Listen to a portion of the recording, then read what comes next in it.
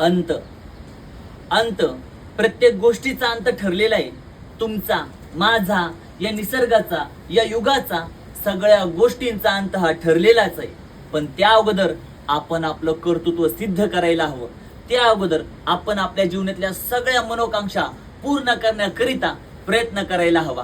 कारण हा जन्म पुन्हा होणे नाही, हा आपल्या जीवनातला आविष्कार पुन्हा आपल्याला प्राप्त होणे नाही. मग जितकं शक्य होईल तेवढं जीवन जगताना अतिशय मनमुरादपणे जगा. जितकं शक्य होईल तेवढं लोकांची मनं जपण्यासाठी कायम तत्पर राहा. जितकं शक्य होईल तेवढं भगवंताबद्दल मनामध्ये कायम धन्यता बाळगा.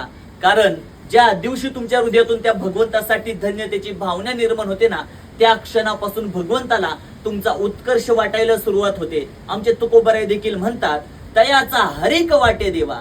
देवाला कुणाचं कौतुक वाटतं? जी लोक स्वतःचं जीवन जगत असताना सर्व सजीवांबद्दल सहाय्यभूत राहतात. आपण एकदा आत्मचिंतन करा बरं.